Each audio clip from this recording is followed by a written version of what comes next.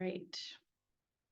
So our agenda today is we already kind of did introductions. And like I said, questions, please put in the chat and let us know if you'd like to remain anonymous.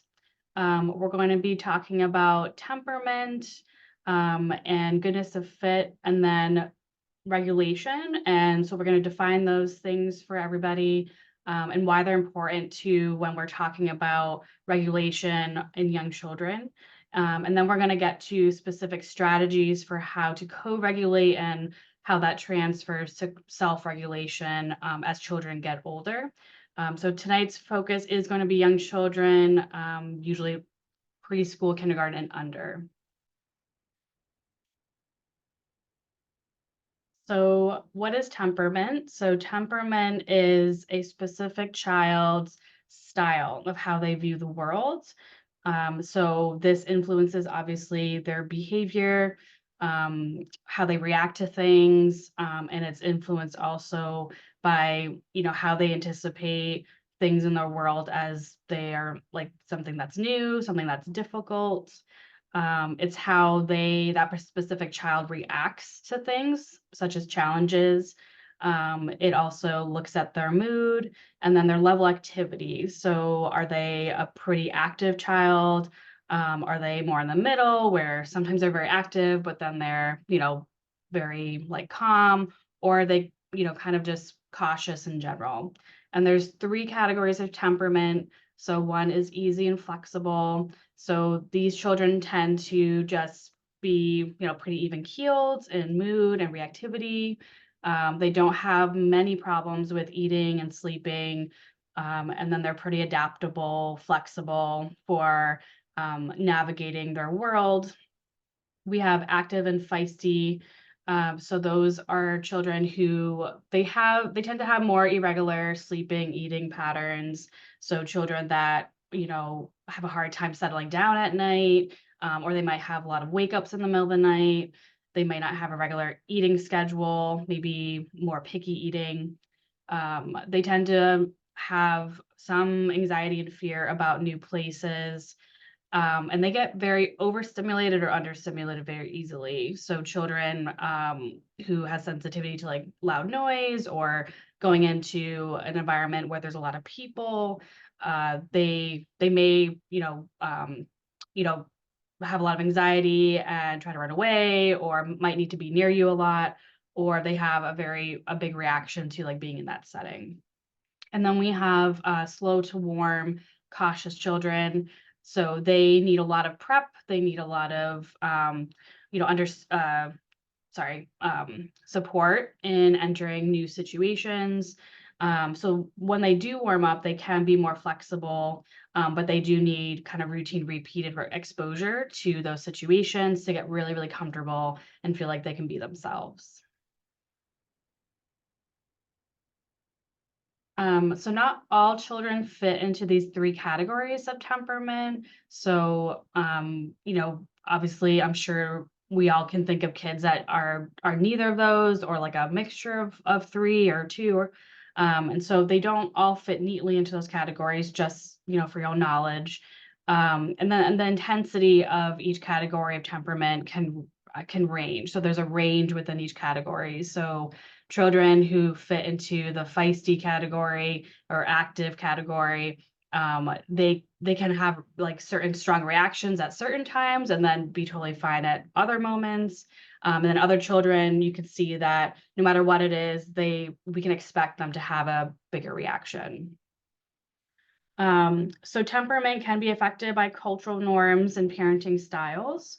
So this means that, depending on where you are in the world, um, families can have certain expectations of children and what they're supposed to kind of like behave, and like how to behave. So, sometimes you'll see families who are pretty even keeled. They take time to kind of just, focus on the family, not do a lot of activities outside the home.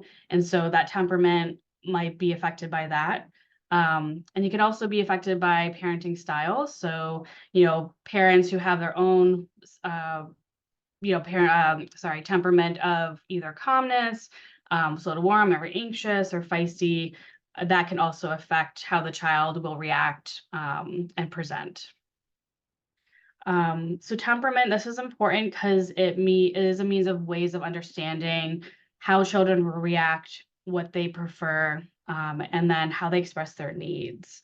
So, and that's why you see such variability in children of this age and how they present, how their mood is, how they react, what behaviors you see, and then how they're expressing their needs. Again, are they anxious? Are they uncomfortable?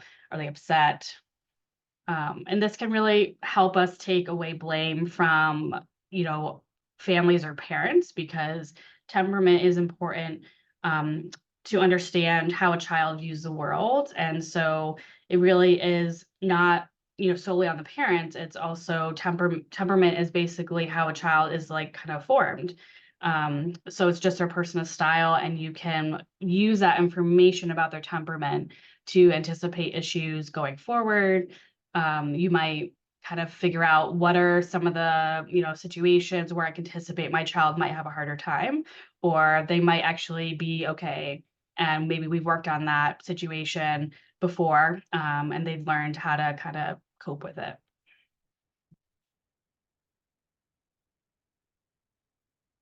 And now we're going to talk about goodness of fit. I wanted to go back just for a second on the temperament, continue just to talk a little more about the cultural norms and expectations. A child's temperament and their behavior will be extremely impacted by their environment, the norms, and the social environment where they've been raised. For example, in some countries, a child is not allowed to look an adult in the eye. Other countries, co-sleeping is the norm, and they would think that we are punishing and being extremely cruel to not go sleep with our child. Other countries like Brazil, where I'm from, in Italy, it's very common that you take very young children to parties late at night, and the child just falls asleep where they may, which is not something we see here in the U.S. So I want to just make sure that not only the social context where the child is being raised, but that we understand the family parenting style and the personal preferences. The goodness of fit, I like to call it the dance, learning how to dance with each other. So the parent, caregiver, and the child. And at times I'll say mom and child, just that's my identity as a mother, but a caregiver and a child. Healthy social emotional development develops when a caregiver's parenting style and the child's temperament are a good match, or that we both make the necessary adjustments to support that child's healthy development. So first, we need to become aware of our own temperament, our own triggers, our own preferences, so that we can then adjust and be aware when our own feelings and judgment is getting in the way of really understanding what our child needs in that moment. So that's the goodness of fit. So for some children and some parents, it might be very easy to get along normally. For others, it may take a little bit more work. Some children, let's say, are very loud, and the parent has a noise sensitivity and gets very easily overwhelmed. So these are things we need to understand about ourselves as the adults so that we can support our children and adapt. So there's no good or bad temperament, right? Each style has your own needs and strengths. And it's just for us to understand what those are so we're better able to work with them. And it doesn't mean that the easy, flexible kiddo is going to be a breeze to parent, and you don't have to worry, you don't have to make adjustment. That's not that at all.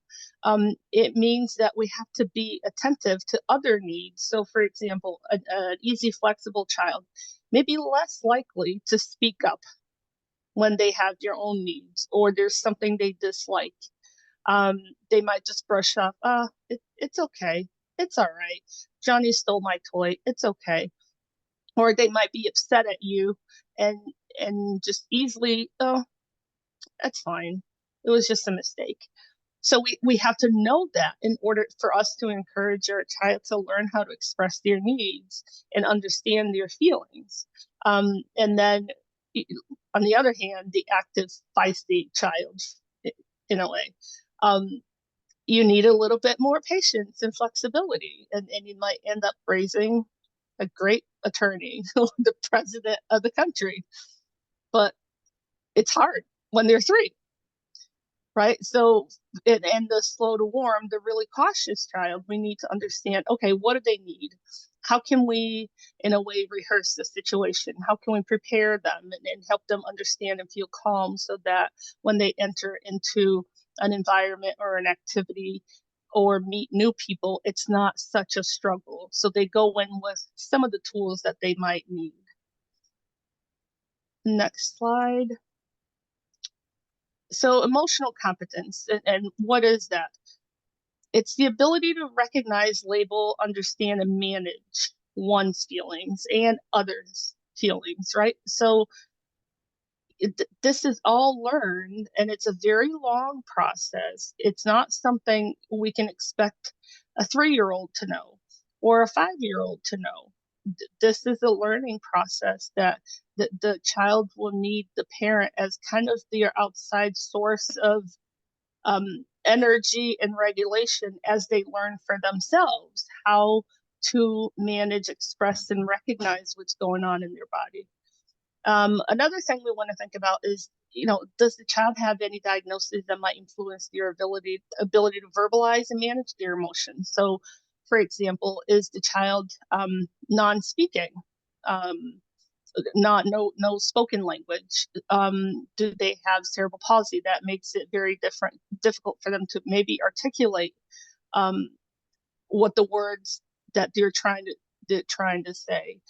So there's several different diagnoses that we need to keep in mind to understand, okay, what is the child's emotional competence, and what are other competences that we need to understand that could be clouding our understanding of their emotional competence. Maybe Johnny has great emotional competence, would be easily able to recognize and manage their feelings, but they can't speak. So that might be hard for us. So all of these things need to be considered when we're thinking about a child and parenting. Also, cultural influences in the cultural context in which the child is being raised. So we all have different expectations of children, right? Again, in Brazil, where I'm from, it's very common when I go home and I see my friends who have children, the kids are just running around, being loud, being rambunctious. Sometimes they're running in the restaurant, and it's completely normal, common. Nobody's looking at you, and it's not a huge deal because that's just the expectation and the social understanding. Now, if you go to, per se, um, places where, or families and cultures where children are supposed to be seen and not heard, right? Or even in the US, the expectation might be very different. So we need to understand, okay, this child is perfectly capable to manage their feelings in this context, but can they manage their feelings and express it appropriately in a different context? And while we might think that, oh, this is totally appropriate for a 3-year-old, maybe for that 3-year-old's family, because of their culture, their expectation, their beliefs, it's not appropriate. So we need to be thinking about those things when we're working with families. Now we'll talk a little bit about co-regulation. And I think Anjali was going to start. Sure. So it is good to know for reference that children can't be expected to regulate themselves independently before age 6. And that's why we talk about co-regulation, because it is that interactive experience, usually between a child and a caregiver, that's based on verbal expression, body language, and emotional state. And so basically the child needs you to help regulate their body and the emotions that are happening in a stressful situation. So, one factor that goes into this is us as parents checking in with our own being of like how we're showing up to a situation that is stressful. So checking in with our affect. Are we, showing concern? Are we showing that we're frustrated? Our body language, we want to be mindful of that. Our tone of our voice. So are we using a very loud voice? Is it sounding stressful or frustrated, or is it calming? And then another part of checking in is, are we taking the time to pause when a child has asked something or is demanding something or dysregulated? And are we taking that time to pause and think about what is our next our decision, or like how are we going to react versus making a snap decision in the moment based on emotion? And that's what's called a processing pause, is we want to process what is happening in this moment, what is the child needing from me right now, versus a child maybe just hit me and I need to react by saying something back, or making them go to their room, etc., which might not in that moment be the best decision. We have to kind of like account for different kinds of ideas or problem solving. And then lastly, we want to check in with our engagement with our child. So if they're very dysregulated, we want to attune with them. We want to show them that we genuinely care about what's going on for them. We may not totally understand why they're upset, or we may not totally agree that they're having this reaction, but we do need to show compassion and genuine care that this is something that is super stressful or super disappointing, etc. I think, I always try to think of it as more of not just show compassion and are we checking in, but I think what we need to do is checking in with ourselves. How are we feeling? Right? We're all human beings. So many times I'll come home and I'll yell at my children, and then I'm thinking, what did I just do? What was that for? But we're human beings, right? So we need to check in. How am I feeling in the moment? What do I need to be able to regulate my own um, feelings before I engage with this child? So all of this is easier said than done. And I like to say that our children know us inside and out, and very easily will push all of our buttons. But that's because we're their person. So we need to understand how we're showing up for them, um, which means we need to understand how we're showing up ourselves. Um, so an example, co-regulation, a baby, I love the quote from Winnicott. Try to if you try to describe a baby, you find that you're not describing just the baby, you're describing the baby and somebody else, which in essence means we don't exist in a vacuum, and a human baby is born biologically um, inclined to engage, and that's how they regulate. If you leave a human baby by themselves, they will die. They will need a presence to feed them, to help them regulate their body temperature, their heartbeat, their breathing. And that's why for infants it's so important, the skin to skin, hearing the caregiver's voice that they recognize, and so many other things that can help them regulate. For toddlers, it's important that they know their needs can be met and that they can seek your support when they need either physical touch or a calm environment or a quiet, calm presence. Some kids do want that bear hug. Some kids are like, do not touch me. So we need to understand what is it that our children need in that moment and what's their temperament, so we know how to respond to them. Um, and the older they get, a little bit more of the talking can happen, not when they're in their dysregulated state.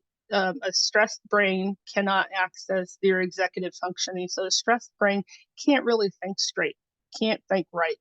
It's just like us. When we're super stressed, we might take a wrong turn, a place where we've driven a million times. The same for young children. Their stress, their senses are stressed, their capacity is stressed. Then they won't be able to put their feelings into words and manage those in a way that we might expect.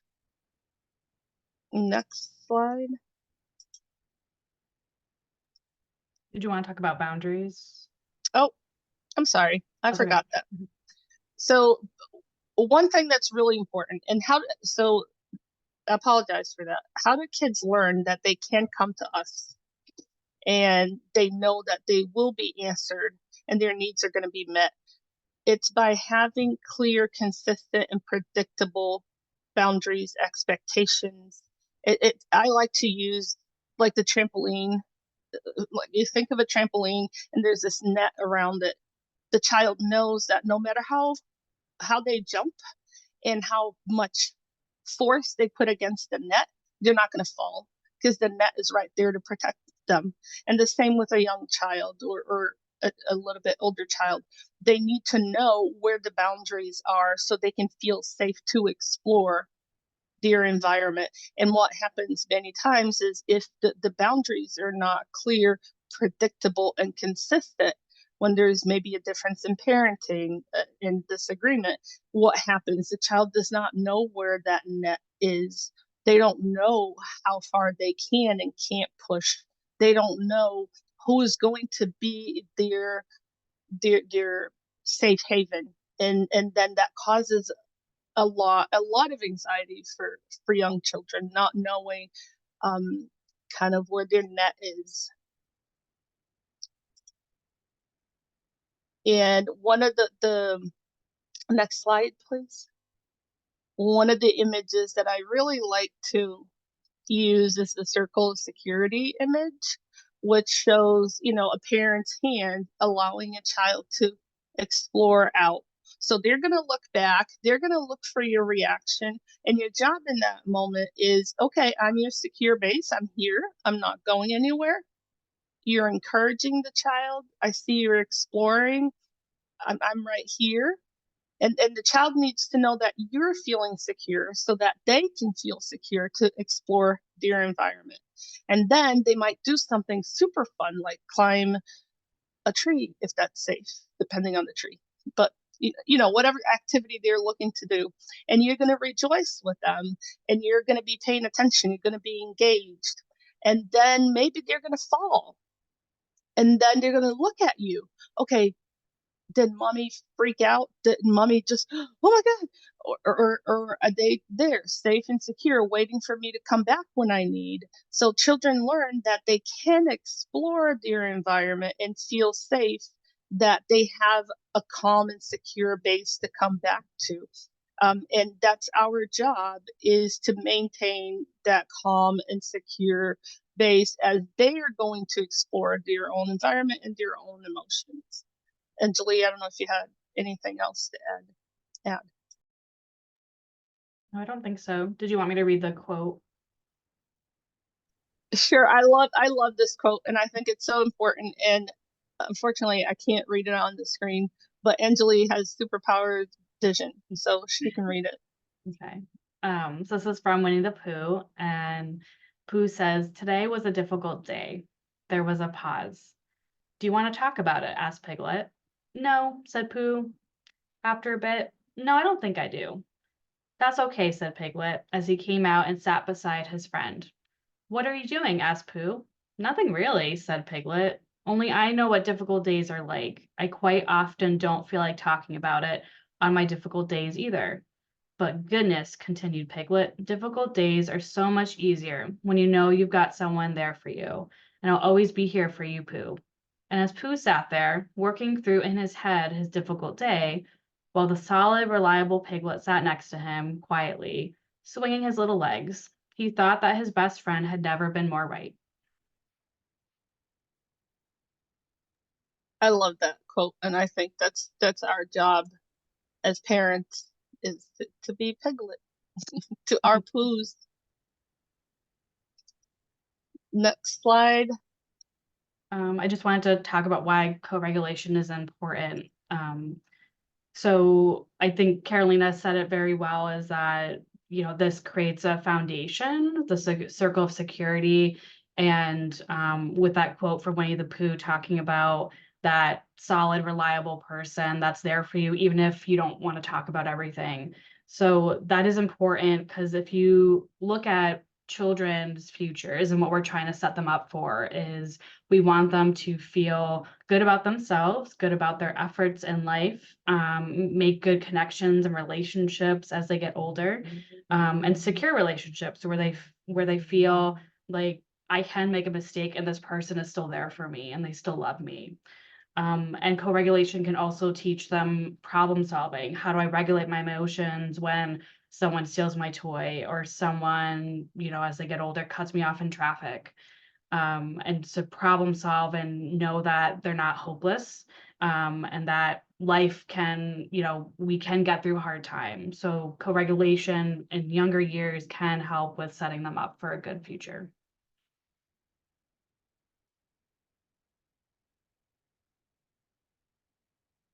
So we put this little diagram up because it shows the two most critical points of a person's life, where the most development and learning is going on. And this is the preschool age and the adolescent age. And these two time points, you can imagine as parents, are really tough for families because of this learning that's going on. So preschoolers, as they're navigating starting kindergarten, getting into a classroom, being a little bit more structured, navigating friendships. And then in adolescence, those teenage years that are, really difficult sometimes navigating big emotions, romantic relationships, peer pressure, drug use, etc. So those two time points, that's when a lot of these skills that we can teach kids how to regulate, how to make good decisions, is impactful because they're really learning a lot. That's where the brain at those time points and the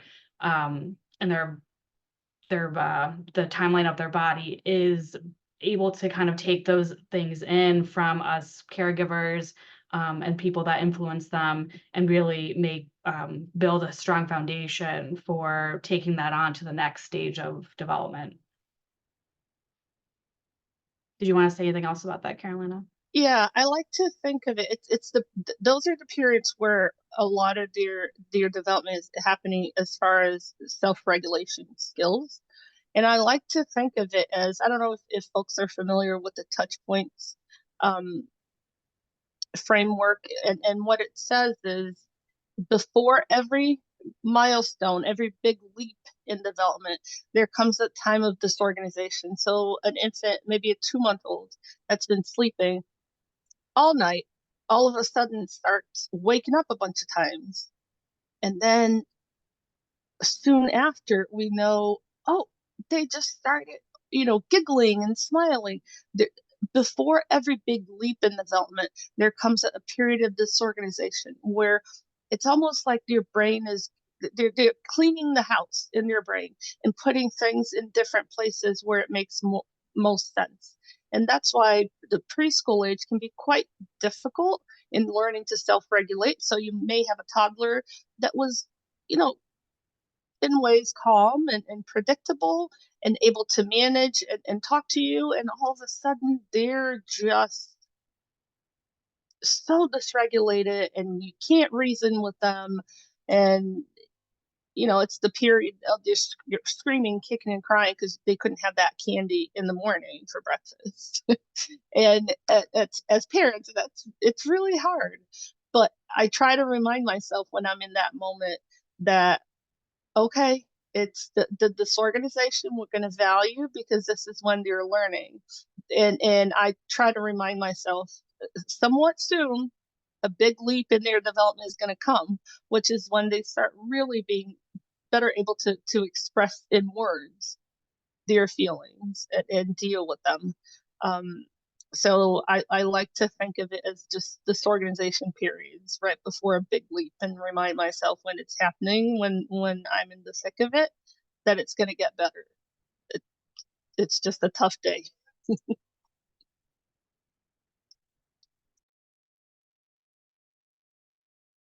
So now we're going to focus on things that help with co-regulation and self-regulation, depending on ages of children.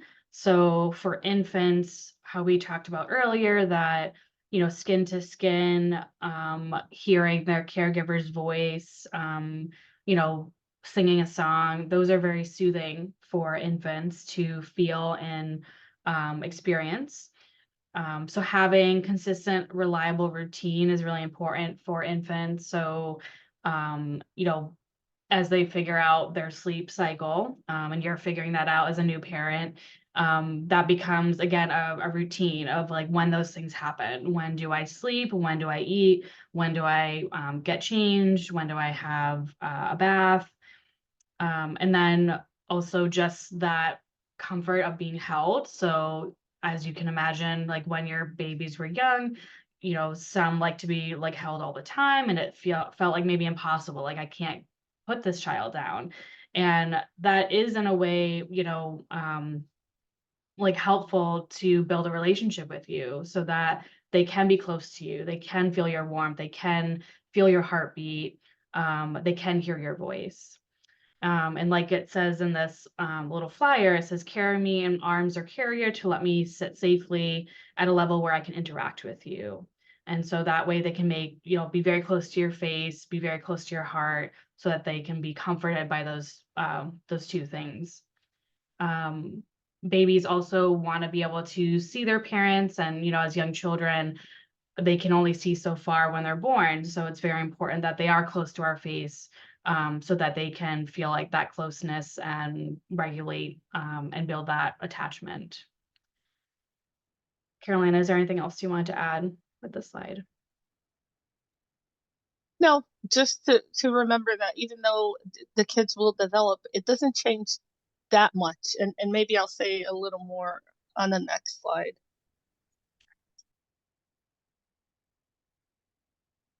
And these are strategies for toddlers. So as they get a little bit older, more independent, I think like Carolina was trying to say is that the basics do not change in what they need. They still need you. They still need that comfort, reliable response. What they prefer, and their routine changes. So like the slide says, that consistent routine may include more things like storytelling, book reading, singing a song during diaper time, because, as we know, toddlers do not like getting dressed or changing anything. They want to be independent. They want to do it themselves. But they still need you. They still want to be close to you. They still need you to help them regulate when they're upset.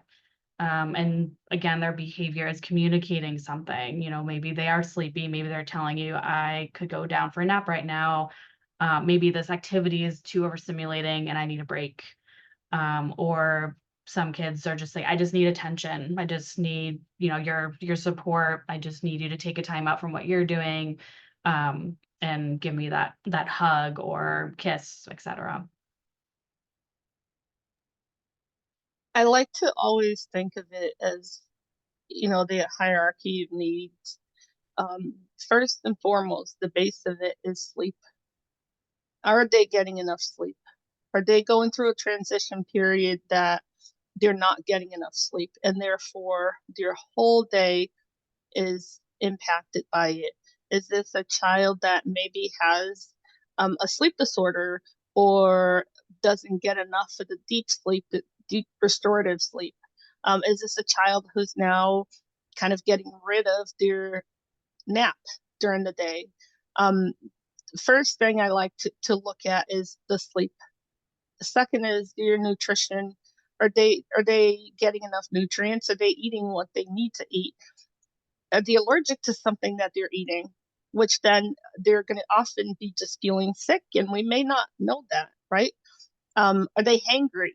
A lot of kids, it's amazing how many kids that I see that really the parent will tell me, I've learned now that I need to always have snacks with me because he gets hangry right after school. And if I don't have that food right there, that's it. We're done for the day. Um, and and then after that, I like to think of the sensory needs. Um, what are these child's sensory needs and strengths? Are they in an environment, let's say they have auditory sensitivity and they are in a very loud environment all day, and then they finally get out of that place, what are the chances they're going to lose it? High. So where is this child? Where are the sensory needs right now, and what do they need as far as support from us in that moment to feel okay? And what is it that they need? Some kids need a big bear hug. Other kids, no, they just want you to sit with them and just be a calming presence. Other kids I've seen, when I worked with a family, the kids said, no, don't look at me. So the parent would have to be somewhere close, but not within eyesight. So what is it that each child needs? And that's how I like to think of it. And also the connection, and co-regulation. How are we in that moment? How are we responding to our child? And then how can we talk about this or change the environment, which would be the last kind of what they call it, behavior intervention. That needs to come after we looked at all of those other things that could be impacting a child's ability to self-regulate.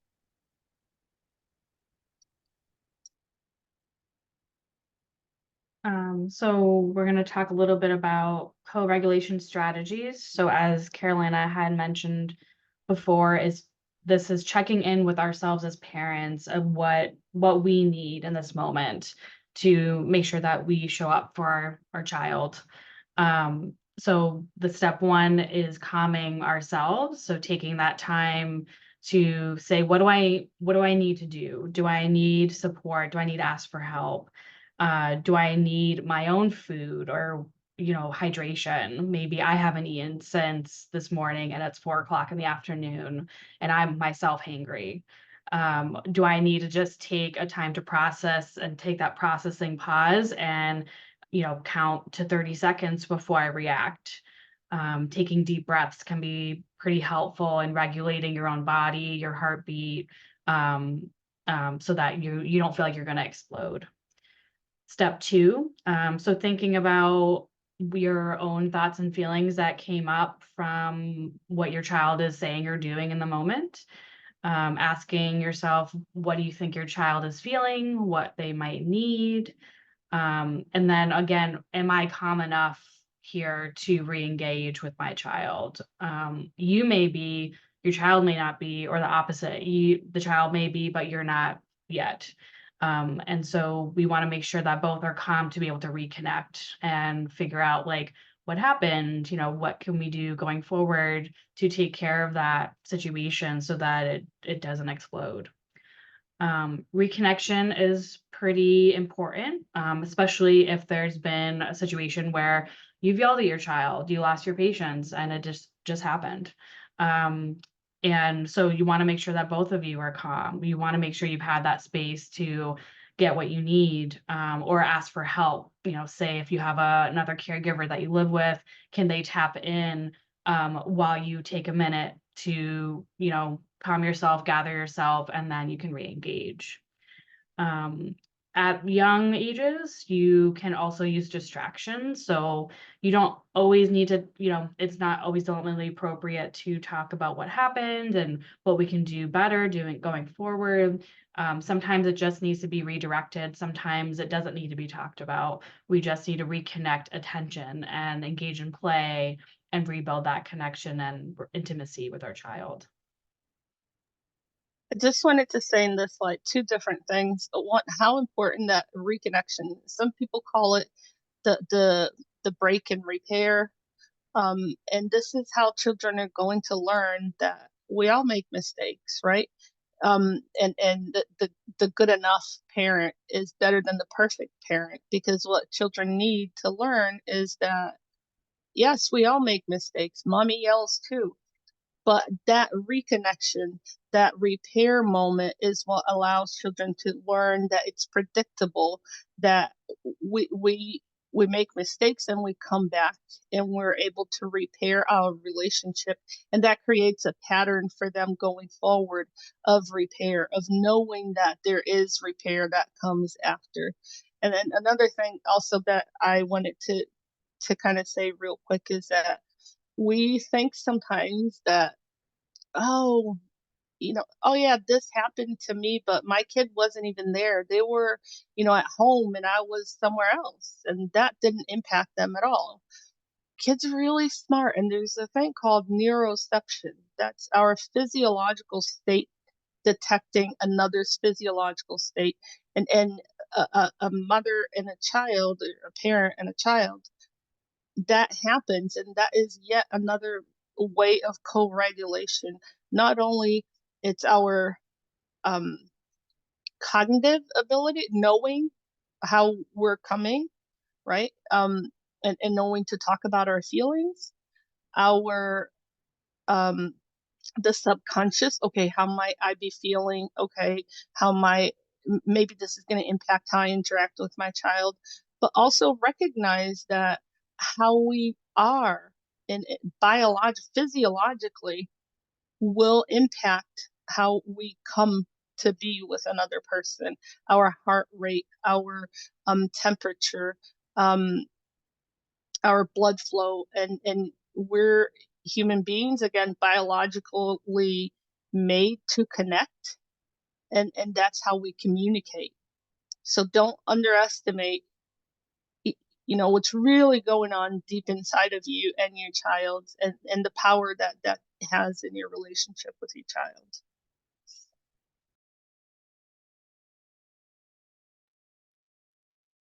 So this bell curve that you can see on this slide represents, so when basically a big kind of like emotional dysregulation phase happens. So you have like the buildup, and then you have the crest of the dysregulated person, which is, the most intense part, where they might be crying, screaming, hitting, throwing, and then it goes down and it dissipates. So as Carolina had said before earlier, is that we do not want to teach new skills at the time point of this where the emotions are the highest. We want to practice, in other times where both our brain, our emotional state, and our child's emotional state and brain are calm. And as she had said before, a brain that's activated, that's upset, cannot learn new things.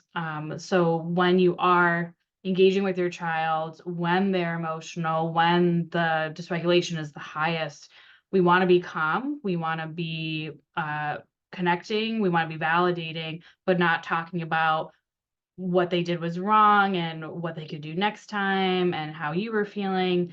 Those are things we want to wait for to do at other times where they can process that, they can take that in and reflect.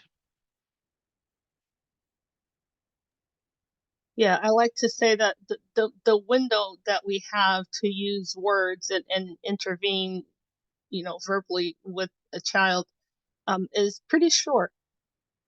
And where you see the prompt here, that's as far as I would go. So you see a kiddo getting worked up for whatever reason.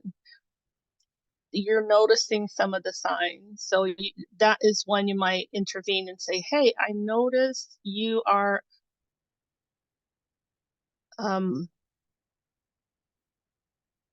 quivering your chin. To me, that means, are you stressed? I'm wondering.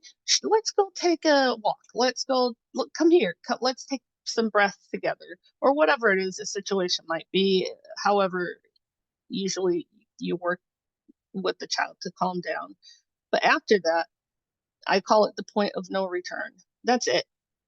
You're not talking, you're not using words. Your words are actually going to make it worse. It's like pouring gasoline to the fire.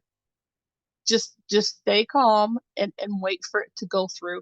There's no reasoning. There is no, well, I told you, see, if you had listened to me, we wouldn't be here. Remember, don't do that. And then when the child's calming down, like coming down from it, the same. see, remember, I told you we practiced so many times. Why didn't you do that? You know, we talked. Now you're going to have to take a time out. Now you're going to have to lose your sticker for the day, or whatever. You talk about the incident when you're both calm, when there's no threat to the child, because they might view you're talking to them as in some ways a threat. So that's when you practice. When Anjali says practice here on her slide, that's when you might talk about, okay, what happened? Huh, I wonder what we could have done different. And the prompt here is, I'm noticing this is happening. Come here, let me give you a hug, or whatever it might be. And be able to recognize that when you get to the point of no return, that is the point of no return. All you can do is just be there, be present, be comforting, and make sure everybody's safe.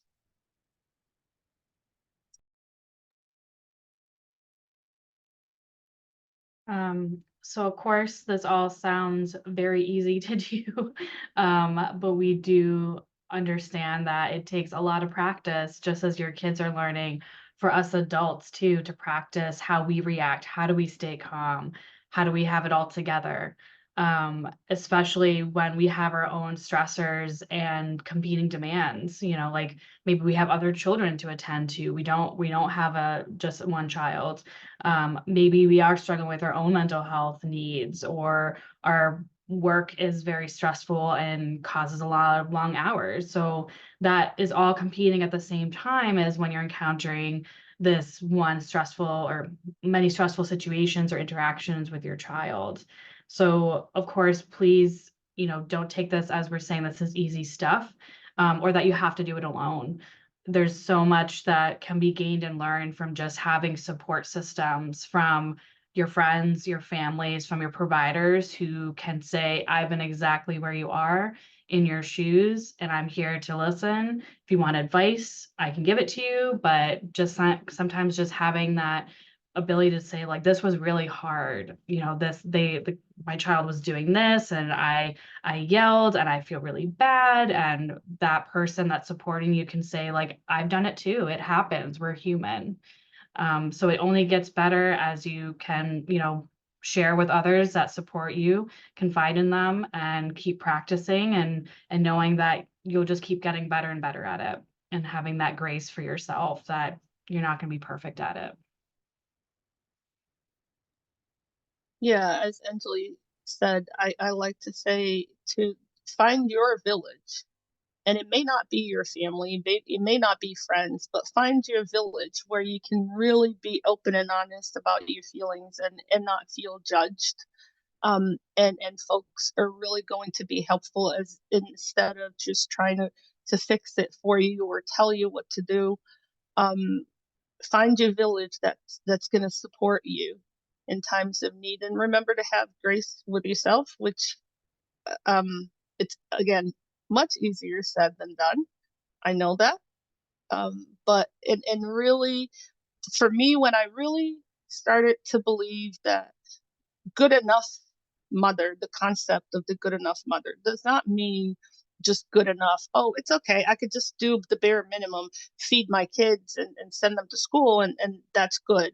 The good enough mother. That's not what it means at all. It means that the good enough mother is better than perfect, because you're teaching that there is repair in every relationship, and there's no relationship that children as they grow are going to have that there's not going to be any disruption.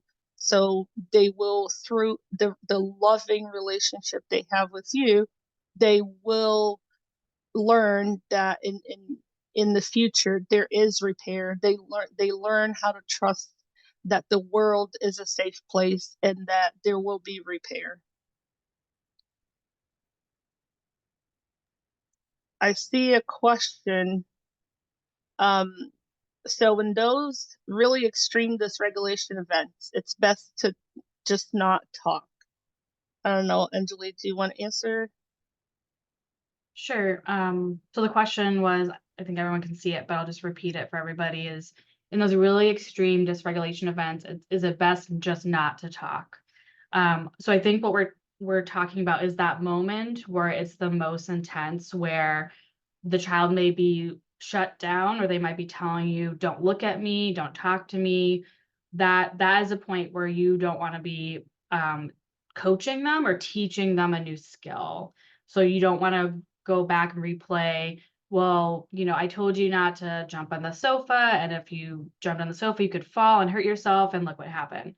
So we wanna wait to do that until after the heightened emotional state is over, and that when the child has calmed down and yourself has calmed down, then you can reflect back and say, I what were you kind of thinking about, like, when you were jumping on the sofa and I told you not to keep jumping on it, kind of understanding what they were thinking.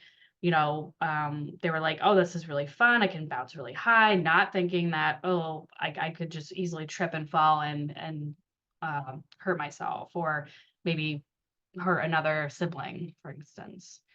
Um, so in that moment, like when like that we show that bell curve, the highest part of the bell curve represents that time where the emotional state is high for both. We don't want to be doing a lot of coaching at that point. Yeah, absolutely. The best is to just don't talk in that moment.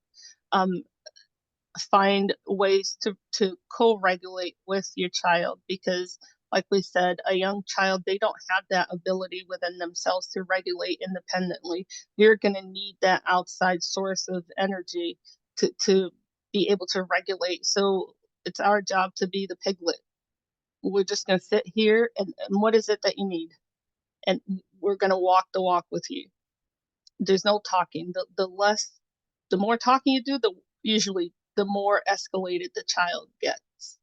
So just try not to talk. If there's something you need to say for some reason, yes, for safety concerns, but our job is to just be there and find ways to lend our child kind of our regulation powers in a sense, and wait until they're able to do it with you. And then later on, depending on the child's age and developmental stage, you might talk about it. And like Anjali was saying, sometimes it's not developmentally appropriate to talk about it. They may not remember. Well, one, I don't know if I can just kind of follow up on that response. Thank you. Like, what if that peak of that emotional dysregulation involves like aggression towards the caregiver, where it's like, it's tough. It's one thing if I feel like it's one thing if your child is like kind of off by themselves, upset, but if it's aggression, it just seems tougher just to not talk. And is that what you're saying? The aggression can be, it's tough, right? Especially if it's aggression towards peers or siblings who might be younger. So safety first and foremost. We need to make sure our child's safe, other children or people around them are safe, and that we are physically safe. So how can we be with that child in a way that we're all safe? Maybe you're going to hold the child maybe from the back. I mean, and this is all, it's really hard to answer, because we have to look at where are we, right? Do we have the ability to sit down with that child and hold that child until they calm down? Maybe not. Maybe you're in the middle of Walmart and all you can do is just pick up the child and run out. Or maybe you don't even have that option. Maybe you have to get dinner for the rest of the family. So, a lot could be happening, but safety first. Make sure that the child is not hurting themselves or others. And if you can hold them in a way, not like you can't hurt other people, and hold them kind of in anger to stop them, but to comfort them, and just maintain safety, and wait for it to go away. And a lot of the times kids um will get really angry and will start saying some ugly stuff that they don't really understand what it is, especially the 4 or 5 year olds, right? When they're going through the period of learning what's reality, what's not reality.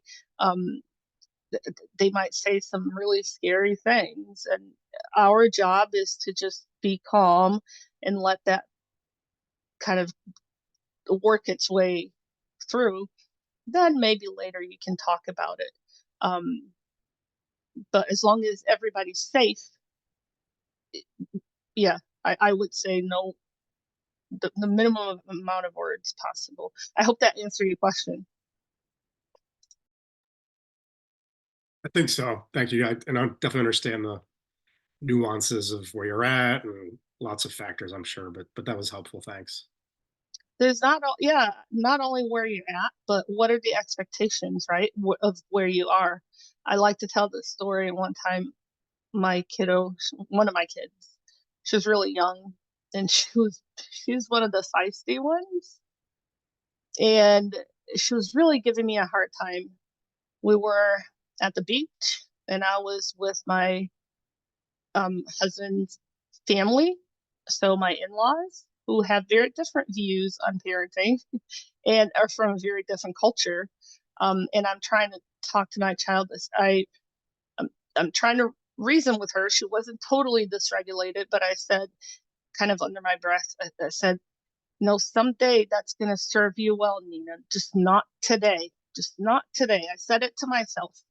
And then my mother-in-law goes, well, I don't know how that can serve her well, that she's just being disrespectful. So, what else is happening? Who else is around you? What are their expectations, right? And then we're feeling judged. We're feeling awful. And then we can't really be 100% present with our child. So there's a lot that comes into play when we're trying to work with our kiddos.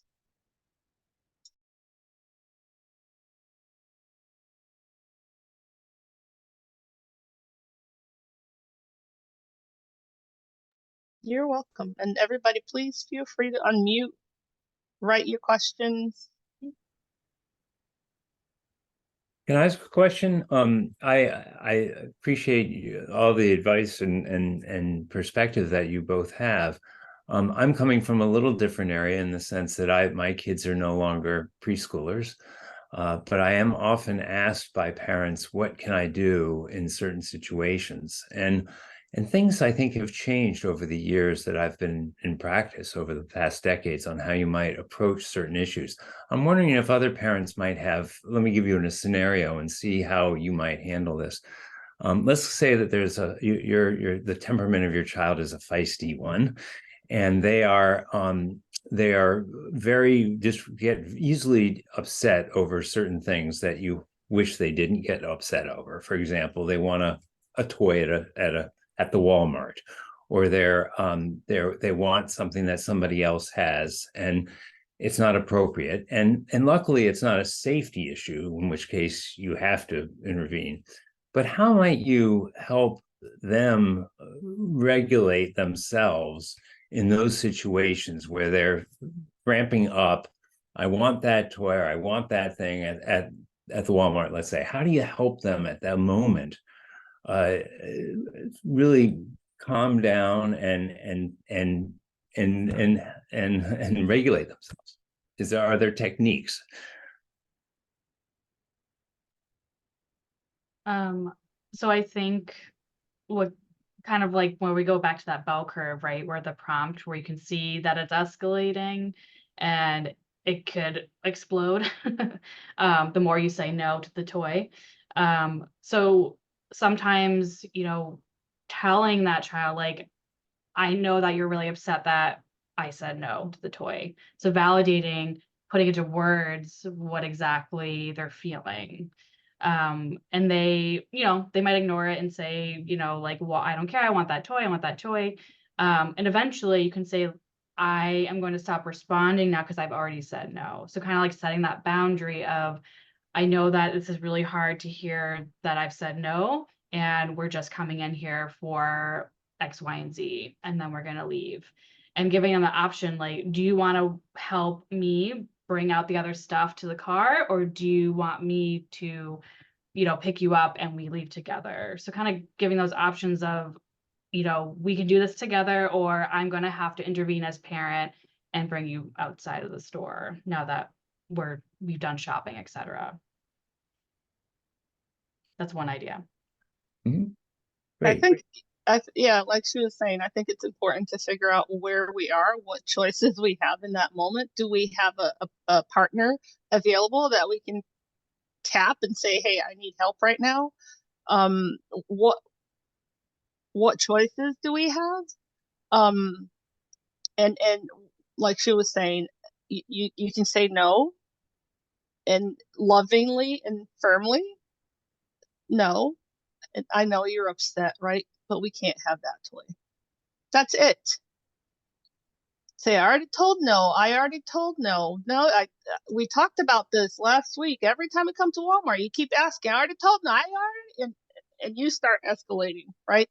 So no, we can't have that toy, and that's it. It's not, and then is it appropriate to kind of say, I know the feeling, but later on, if they're not that escalated, can you use distraction? I think it all depends on where you are, where the child is, at what point of that curve they are, and what tools you have available to you in the moment. And I think what I like to say that's really important when we're giving advice is we need to understand where that family's coming from and what's important to them. Because, and I'd say that to the families that I work with, um, I will never know you and your child how you do, and I will never know what works for you. All I can say is, how about we try this idea? Oh, this worked for me. How about you try that? But I need that family to tell me what's going to work for them. I can't say to a family, oh, you have to shut the TV off at 7 because the kids need an hour before they go to bed at 8. I can't say that. Maybe this is a single parent who at 7 needs to cook dinner for the next day to bring, right? So what is the reality of that family and what's going to work for them? And it's a cooperative, it's a project that you have to come up with a solution together. And also, I Great. think back to temperament, if you can kind of predict, okay, my child, if we're going to Walmart, they're likely going to ask me if they can buy a toy. And I don't want them to have a toy every time we go to Walmart. So kind of prepping ahead of time, how am I going to approach that? Because it's likely going to happen. Even if I don't want them to keep asking, like on one hand, I would love that we go into Walmart and it's not an issue. But, that's the hand you're dealt. The child is going to ask, probably likely in Walmart every time. And I think, again, coming back to that consistency, that if you consistently say, like, no, that's not going to happen, we have other things that we're here for, they will kind of learn, like, okay, I can't keep pushing. I will learn, like, eventually that they will back off. Or it might appear somewhere else where, okay, Walmart is not the time to ask, but maybe some other time. So I think it's just understanding and predicting this likely is going to happen. How can I prepare it so that I know what exactly I'm going to do and say and not feel like a fish out of water? Can I ask one more? I don't want to take away from other people's, but I'm always interested in how things how to approach these issues. Once you've hit, let's say, the bottom half of that curve, when do you then say, okay, later that, let's using the same scenario, when do you then go back to it? Is it later that day? Is that okay that night, the next day? And how much talking do you do about, you remember when you were at Walmart and they and you didn't want and you wanted the candy and I said no? Do you explain why you said no, or how do you address that so that maybe next time it sits in a little bit? I think we two answers. I mean, two things. One is, how are we feeling? We got to find out how we're feeling so that we know, is this an appropriate time to talk about this? Because if we start talking about it and we are still overstimulated and upset, that's going to come out, right? And then, is the child kind of back to baseline? And then the other thing is, where developmentally is this child?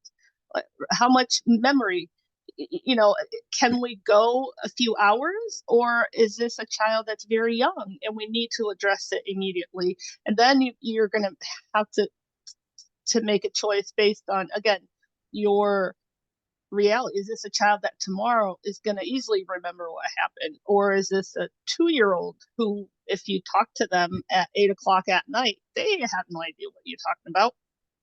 So it's hard to say, but I would ask myself, how am I in this moment? And how is my child? And when is a good time to have that conversation? Or maybe it won't be. Maybe it's not worth bringing it back. It's a very young child, so our job is to kind of be present and help them regulate. And the mismatch and repair that continues to happen all of the time, they're going to learn, well, every time I go to Walmart, this happens. It's the routine. You kind of practice that. Or you could do what I did. I just don't go to Walmart with my kids because I know I get overstimulated when I'm there and I just can't handle it. So Thanks.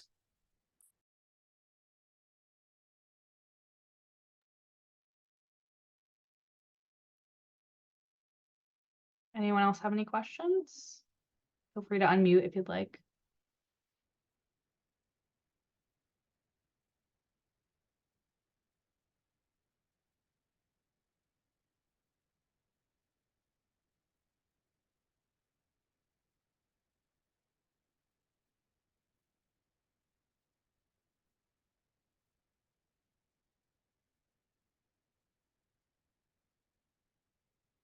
Like I said in the beginning, this is being recorded and will be available on the NAP website. And then also we can make the slides available if you're interested in some of those, the flyers that we used in the slides. Can I ask one more question? If not, I mean, I find that parents ask me a lot of, at what point is there a line? There's a line somewhere where it's time to get some professional help. It's time that the things that we've been trying at home aren't working. Can you give some guidance as to when things are kind of crossed that line, and how do people get help with these issues? I would say if it's been a concern, right? You've been struggling with that. You've been trying everything and you're still not making much progress. Let's get help, whatever that might look like. Because all it is okay, we're going to bring somebody in that can kind of sit down with you and think through all of this stuff and maybe offer different solutions. It's not, I like to say as a therapist, get rid of the stigma of therapy. It's just somebody that will listen and kind of help you think through some of the struggles and maybe make some suggestions. That's all that it is. So my line is it past your kind of not stress limit, but are you at your limit? You've tried everything you can. You tried everything you still can't answer these questions, and it's really impacting the family's functioning. Then let's get some help.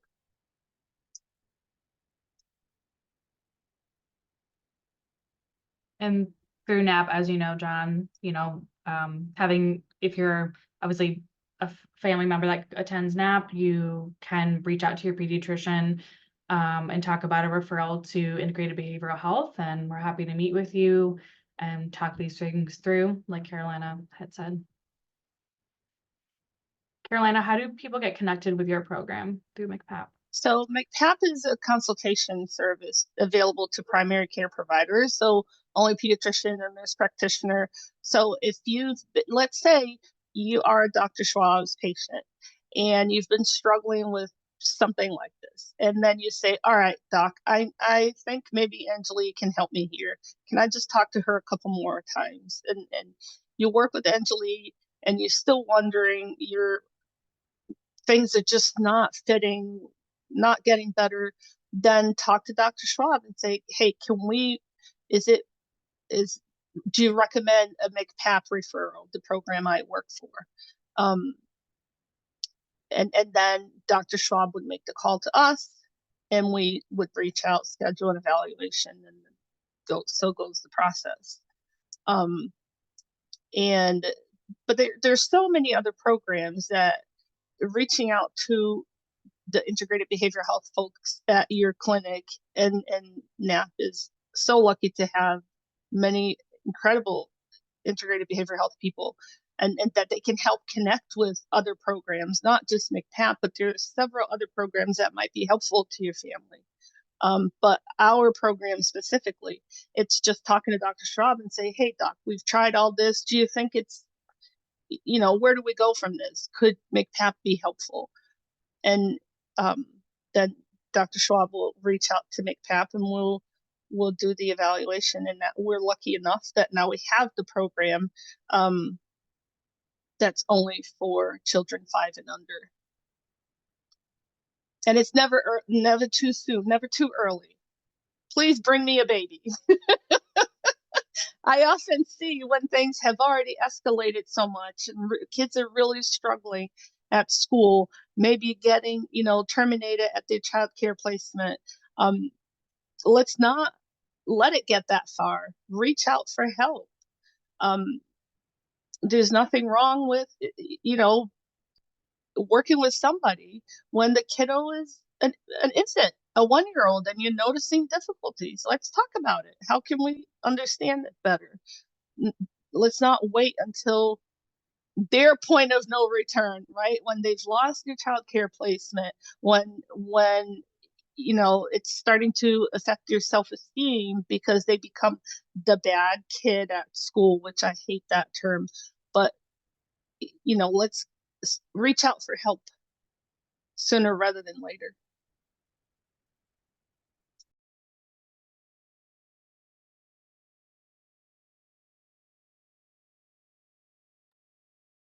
Another question.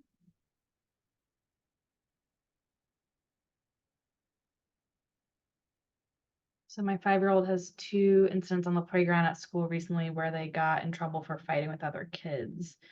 Any suggestions on how to talk to them about this after? You seem to understand why it's wrong, but can't make a good decision in the moment. We are not there to help at school.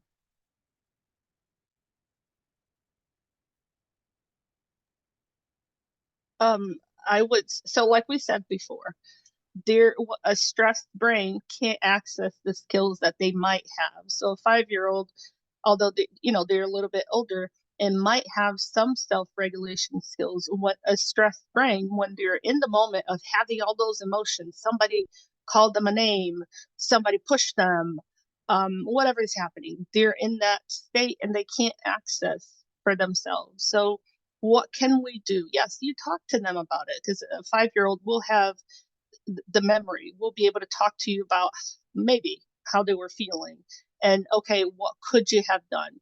And by kind of repeating it, it's practice, right? When they're calm, we have to practice continuously. And then another way of looking at it is, okay, what is happening at school? Why does this keep happening? Is it always in the same kind of setting? Is it always in the playground? Are they not being watched properly?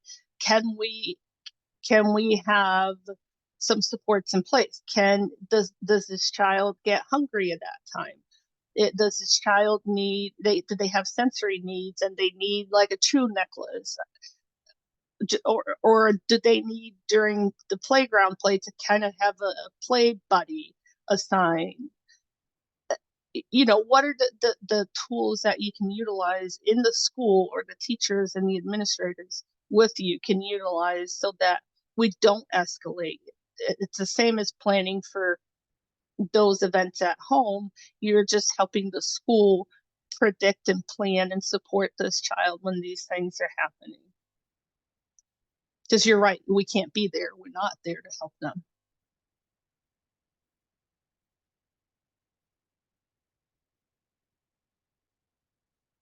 You're welcome.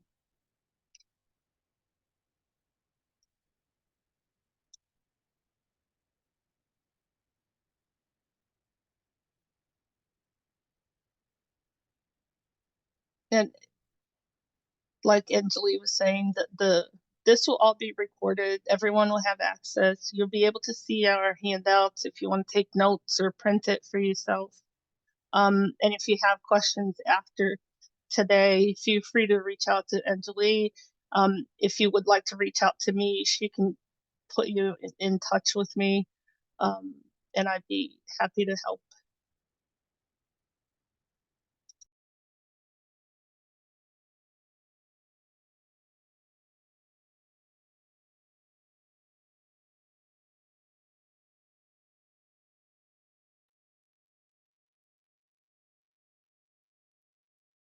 Right, there's no other questions. I actually put That's my good. email address here on the chat if anybody would like to. Sure.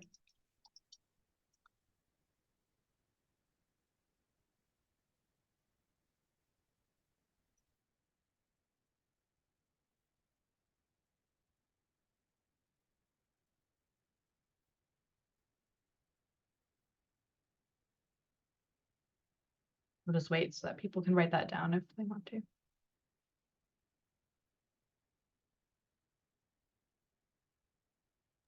No, thank you, Dr. Schwab, for having me. And please know we're always there to answer questions, even from the docs. And if they want to just call and say, hey, I'm trying to figure out a program to help with this family, or what would be appropriate, even if it's not a referral to MCPAP, please reach out.